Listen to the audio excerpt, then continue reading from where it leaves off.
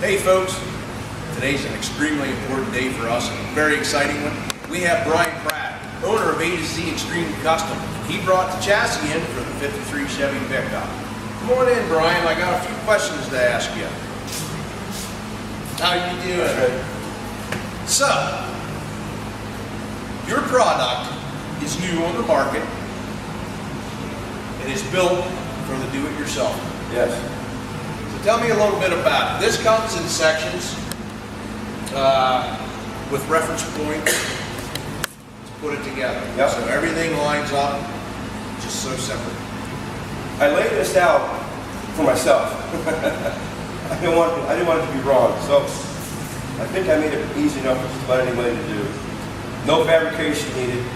All you have to do is be able to weld. Okay. You don't have to be able to lay anything out. You do take measure for justification and making sure things are square.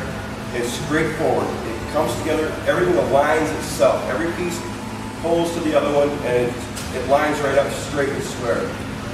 I built mine at home in my basement on a pair of sawhorses, and it came out flat and square. Completely without any extra fixtures or fittings, no big table, no fancy equipment, and I was pretty happy with it. I'm trying to make this a DIY project. I think it's very important because there's nothing out there for the guy that wants to do his own stuff. You can buy ready-made stuff, you can buy brackets to make something else work. There's a lot of options out there that, they're good, but I like this one. I hope these guys like it too. I think it's going to be something that's going to be very optional. Instead of using an S10, it's an old frame. It's all dirty and crusty. Instead of using the original frame, it's 50, 60, 70 years old, some of them. Fatigue, rust, crud, clean up and repair and all this stuff you have to do. This is all brand new stuff. When you're done putting this thing together in a day and a half to 2 days, you got a brand new chassis. You can put on it almost any kind of suspension you want. And of course, with yours, we're putting on a C4 system. Yeah, I had Bryan do a couple extra things for me to get my suspension kit to fit. We're using a Corvette suspension to drivetrain line. So he made a couple extra notches and a couple of slight variances. So my stuff fits right in there. You know, this is based off the original chassis. Yes, it is. I was able to acquire some GM information to work from. I still need a chassis to verify most of the stuff is complete, but it's all from GM product or design equipment and materials. As far as the adjustments we did for years, that's one thing I want to offer to all of my customers. Nice. If you want to put a C4 system on, we've got that one done. You can get, in fact, I've got a guy right now that's wanting to know if we can put a Dodge front suspension on, independent front suspension on it. Not a problem. All I need to know is what you want to put on it, who's making the parts, and get their installation instructions, and we do all the layout and cutting for you. Great. Now, for the do-it-yourself, for the ones that keep a stock chassis, stock book, or truck, this would be a perfect fit for somebody that has a rusted out truck and can't find a good frame. Absolutely. I've designed this so that almost all the aftermarket parts will fit on this. Everything I've found so far will fit on this chassis with a slight adjustments to this part or my parts to make it work like it's supposed to. Very little extra effort working. All the designs have been done. I've kept this as close as I can to the original frame with the angles and the dimensions to fit everything on it, right down to the brackets for the running boards. Nice, nice. So now, one thing I do want to mention, this frame is actually boxed, so it's going to be stronger than the original. Fully boxed. Fully boxed, I should say. Yes, yes. From end to end, which is great. You know, somebody that's built a street rod or the original, you know, just to keep it stock, you're going to have a little more rigidity in there. Excuse me. So there isn't as much flex or whatever. So we have the layout of the rails. Yep. They come in sections. So it can be boxed and packaged smaller to save you a little bit, you know. Do you offer a full length? I have not found a place that can cut me full length pieces, which is the reason why these are all cut in sections. Okay. I've checked everywhere I can find across the country. I've asked anybody that knows anything about doing laser cutting where I can get laser parts cut up to 15 feet long. There are a couple pieces of places out there, but that equipment is designed to cut 1 and 2 inch thick material. Right. It's not designed for 11 and 7 gauge material. It's just way overpowered for it. So a smaller box means Less saving. shipping. Right, it's going to save the consumer some money on the shipping costs. You know, you're still going to have the weight there, obviously, but you know they go by measurements on the sizes as well. So With the smaller boxes, we can deliver this right to your home. It's a couple extra dollars to deliver to your house. If you want to save a little bit more money, you pick it up at my trucker station. We'll find out where the nearest one's at. They're usually within 100, 150 miles most, and that's only about an hour and a half drive out. You want to save yourself $150? That's pretty easy money for an hour and a half trip. yeah, But we can send this right to your home. We can send it to a business a lot easier, and we can send it to the local trucking depot for you to pick up if that's what you want to do. nice. It's all what the customer wants. So Hey, that's what it's all about. that's right. Now, over here we have the bracketry, Yep. gussets, whatever. Everything's marked as well. Registration points. Cross members. This is a heavy cross. Pick that bugger up. That's 7 gauge right there. That's not going to bend, folks. That's not going to move one little bit. That's the center cross brace. We have another one in the front. Also 7 gauge. They make a heck of a noise, don't they? What do they do? And then we've got back ones for the rear. The actual truck comes with one at the back. I know that's nice, but when you want to put a gas tank back in, what's the first thing you're going to do? Remove that. You're going to yank that out, Yep. and you're going to put a couple of channels in there. So I send you two inch for one. 2 pieces to put across the back. Now, it's set up to be behind the wheel wells, but if you want it to go further forward, you just have to trim this one down. You don't have to, Sure. but you're there. You have that option. You can trim and adjust any of these parts just like you do anything else. You know, in an R truck, this will fit 47, the first series 55 pickup truck, or on the 3100 series. Half ton. Half-ton pickup. Now, you're offering the 3600, which is a 3/4 ton, longer wheelbase and longer bed on it. Yep. So, We've got these 2 done. My goal is to have from 39 to 69 Chevy, Ford, and Dodge if I can get them. nice. In a do-it-yourself, knockdown project available for whatever adjustments you want. I have a customer right now that's talking to me about he wants to slam his truck. Original chassis doesn't lower that far in the front or the back. Right, so you can make the adjustment for whatever that customer needs. Yes, I can. You just need to know tire size, ride height, what the engine. All I need to know is how much they want to raise it. That hump will allow you to lower a truck pretty good. What he's asking me to do is raise that hump 6 inches so it'll go all the way to the ground. If you can check out and see how far it has to move, we can make the adjustments there. If you want a 9-inch hump in the back, we'll put you a 9-inch hump in the back. They want to bag it and drag it. That's right, that's what they're talking about. I don't have those done because I haven't got the order yet. Right. So, But it is a possibility and you can make it happen. I got another customer that asked me questions about the possibility of extending or reducing the wheelbase. He wants to shorten the box, make it a stubby. Not a problem. You tell me what your wheelbase is, I'll put it together for that wheelbase. You want a long truck? You want a 10-foot long bed? Or you want to put a ramp or a flatbed off the back? Car haulers like they make them? We can do that too. That's great. That's great. I'm excited. Let's get this thing put together. Let's see what she looks like ready to go into the truck. How's that That's sound? right. Now, one point I forgot, we want to mention, this is something that the do-it-yourselfer at home, you do this on a floor, on sawhorses, Yep. some kind of a platform that's comfortable for them to work at. They don't have to have a high-dollar chassis table No. or have a builder put it together necessarily. So, No special jigs and fixtures. No special equipment. All you need is a welder and a grinder and tape measure. 4-foot straight edge can help make sure you got certain things straight and square, and you're good. nice. Let's get this thing put together. So the first step of the process is to lay all the frame rail sections out so you can indicate and figure out your inside and outside sections of your left and right rails. So Bryan, tell us a little more. Well, all these parts are the same for left and right. What's going to make them different is how you assemble them. If you put them together the same way both times, you're going to have two rights. So you want to be very, very careful not to do that because you ain't got to cut it all apart. Trust me, I almost did it myself. And I designed this darn thing. So if you lay them out face on the ground, like these are, splayed left and right, and work from that position, you won't do that, hopefully. Now, it's easy to locate and recognize the outside rails by the square 4 holes that are in each side, and they're actually for the brackets for your running boards, correct? No other chassis in the market offers the locations for those brackets. I can even offer you the brackets. Pretty simple. Yes. Nice. All right, we're going to start with the inside rail first. Okay.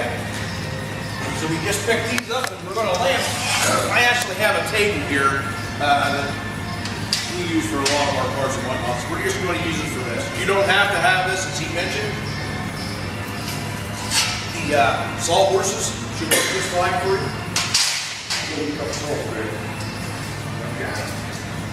Start by lining these up. I don't know if you can see these alignment notches very well or not, but this is how it's going to come together. Simply locks right in, and that little spot right there tells me everything is aligned perfectly. They're touching on top, they're touching on the bottom, and if we have a straight edge, you see how it kind of opens up a little bit one to the other? It's straight. It's right where it belongs. There's no question about it. You can use any kind of clamps you want to. We've got some 1x1 bar underneath here, or 3/4 by 3/4, I think. You can use a piece of 2x6 on sawhorses if you so choose. Whatever works for you. You can use any kind of clamps. Whatever you happen to have laying on the house. Just something to hold it steady, double check it, and go from there. All right. You don't even need a straight edge of any kind. You got a whole pile of them sitting there on the floor. Simply check it out, and we're straight. Dead on right there. Everything lines itself right up. Okay? Then we can go ahead and tack that together. Greg, I'm going to let you run the welder. Okay. And I'm going to take my helmet off and let you do that. I can't get that.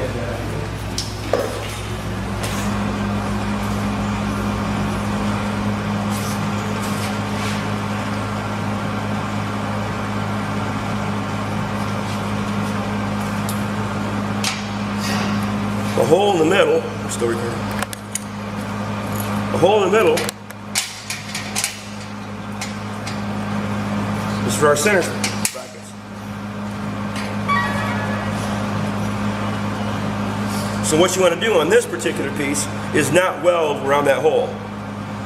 You can see where these come in lines up at the top, same as on the bottom over here. So you want to make sure you're not putting a weld bead where one of your cross pieces are going to go.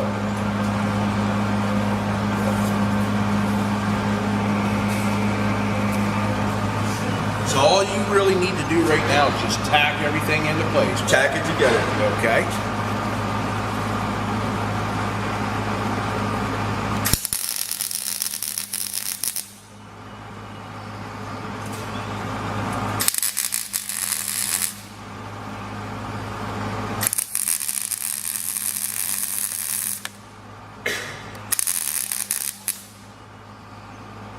A couple of good tacks is all you need. There you go. Now that's set. That's ready to go. You flush on here, both inside and out. It's still a little warm. Okay. So it's not uneven. Don't do that yet. We want to get the rest of them lined up so we can take care of that. Okay. I just put that on there so you can see where you needed to weld and where you didn't need to weld. You're going to end up welding all the way down that seam on the inside, up on part of this joint right here. Weld this one to that one, and then you'll weld these two pieces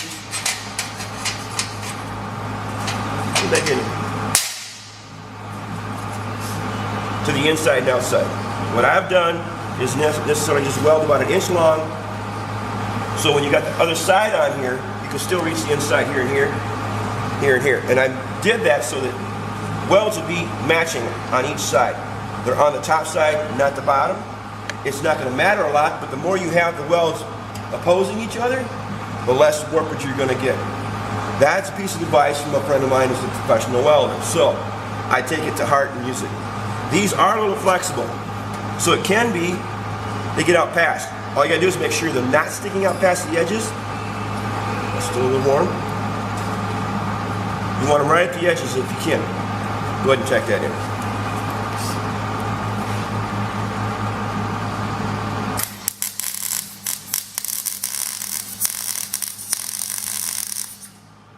Just tack it for now, Greg. Just one? Oh, both of them. Okay.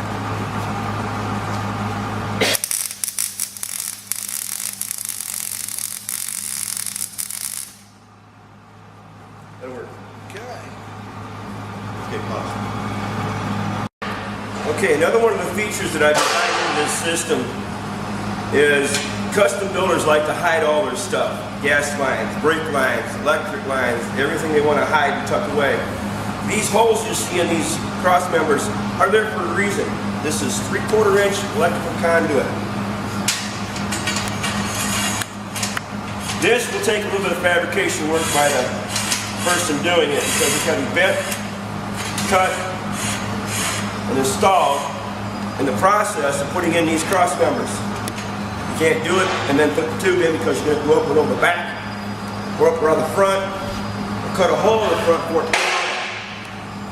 When you're assembling this, you want to make sure as you're tacking things together, you don't block things like these little slots here or the other little slots on the other side or the holes for any other bolt. That's all you got to do is make sure you're not getting yourself in your own way. Other than that, it lines right up. These all just snap down in there. They fit tight. You move around any way you want to. You're just going to make sure they're not sticking out past the edges here, because that's going to cause an issue later. Make sure you're at least flush or better. And then weld them on. That's awesome. You know, that's not something that every do-it-yourselfer would think about until it's too late. There's room for 2 tubes on each side, so you can run all your stuff buried in the chassis. It'll take a little work to get the in and out going on it, Right. but it's there. You don't have to stop and rework anything. Great. That's awesome. So, the best thing to do is have your tubing, if you're going to use it, already in place and bent to go up over your rear axle. Well, when you get to this point, these are all still loose. No one's tacked down as the one you put in at the seam. Right. Now, the reason I put this at the seam is one important reason. It adds strength. You've got this piece crossing here. It welds to this piece, and that piece, and this piece. You got 5 pieces welded together, 4 pieces. 1, 2, 3, 4, 5. 5 pieces to with the top on it. That joint's going nowhere. Where's that joint going? It's not going anywhere. All right. It's going to be strong. You're going to have more welding or you're going to have steel. That point. But when you get to this point, if you want to put these tubes in, you want to do it now before you weld all the rest of the stuff in, because once you get out to these corners, you got to go up and over that wheel well. Absolutely. But here's another thing. Look at this. Look how close that is to going over. Oh, yeah. It's only going to take a little bit of bending to go over that rail. Nice. Very nice. Okay. Well, let's get to it. All right. We're not putting those in, right?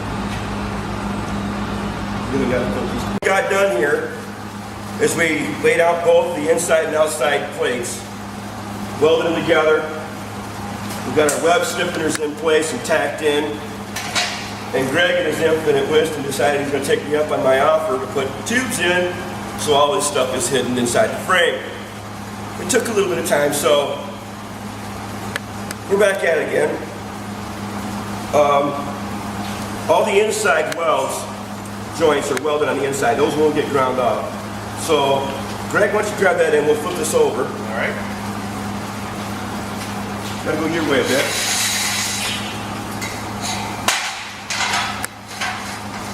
And then this plate just lines up. One more.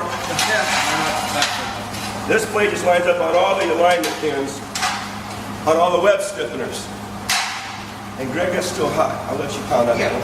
We're gonna get a dead blower hammer here. Let's get a clamp on it too. Where's your movie? I got to hang it.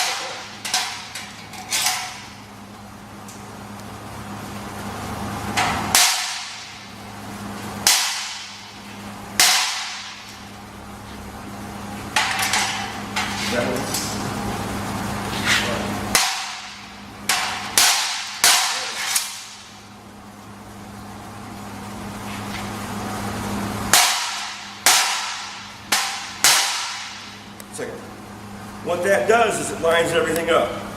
It takes any twist out of it, it takes any bow out of it, it makes this side flat and that side flat and everything square with the two sides. So when we're done tapping these in and welding these on, this is going to be a rigid box beam with inner cross bracings welded both inside and outside. I'm not thinking you're going to bend this very time quick. No. Even with that Corvette motor you're going to put in this, I don't think you're going to twist this frame a whole lot. It's going to be solid, that's for sure. Especially with all this extra webbing in here. Yep. And that's how these pins work. They line everything up. They pull all these plates flat. You're not going to go like this if you don't have a flat surface. It's going to be straight all the way down. When you're done clamping this together, stand up on edge, it'll look straight all the way down. You want to tack this together as we go? On the outside then? Yeah, we can.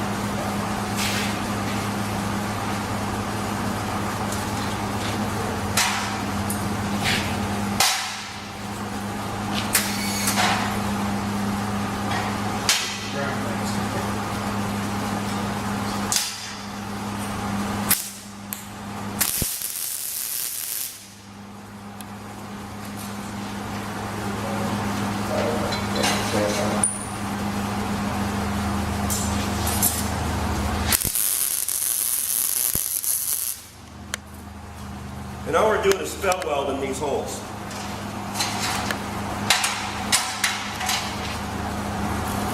Can you get a shot of this little spot right here? Can you see the crisscross in the middle of it? There's a crisscross in the middle of it. You can see the hole. Well, anyway, what that is,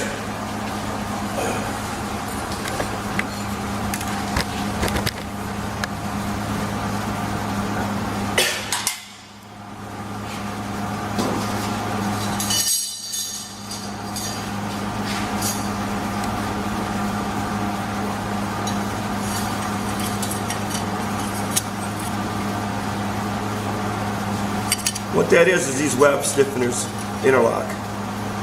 And when they do, it leaves a little ridge right there that fills the center of that hole. That's what lines everything up. Makes everything come in straight, true, and locks it all together. And to be honest with you, we could probably put 3 or 4 clamps on this and pick it up and it wouldn't twist at all, even without welding it on. And I just like that. Okay.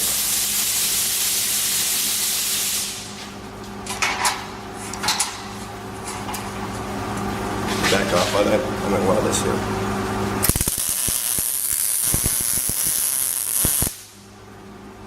Little button weld is all it's going to take.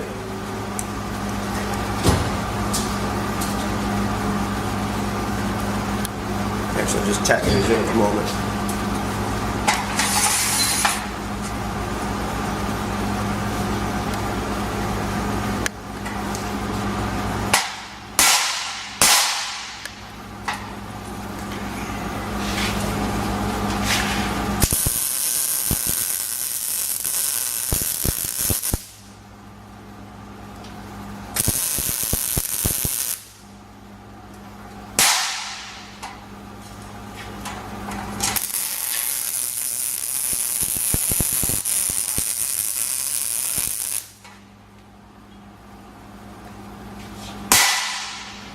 A little bit more.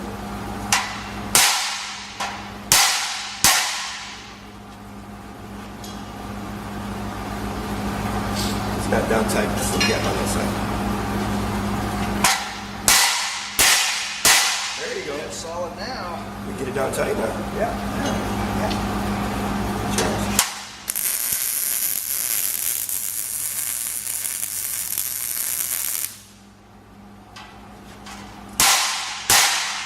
without a helmet. 101, don't do it.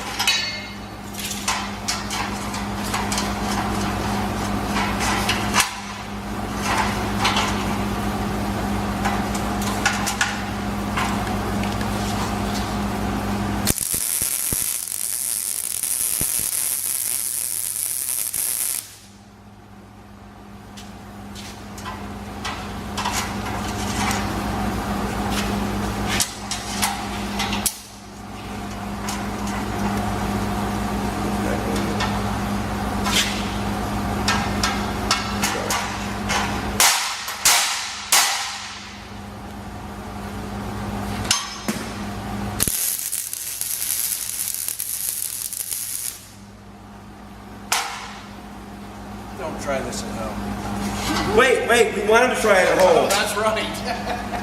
Just wear the helmet.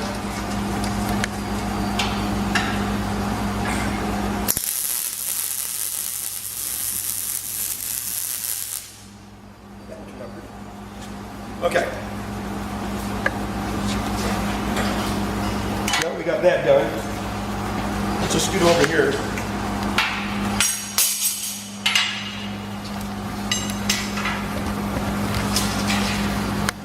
Roll it up by the side. Ready?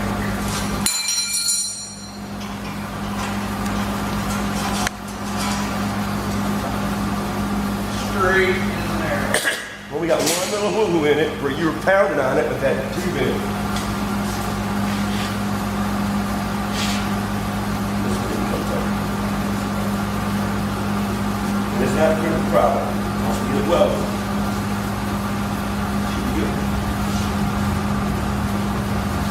But that's what the inside rail looks like. Go through and weld these holes in around the outside of that. Clean them up. That's where the bottom one will be our brake lines, whatever goes through there. Electrical will go through the top, and everything will be hidden inside this chassis. Then last but not least, we get everything else taken care of.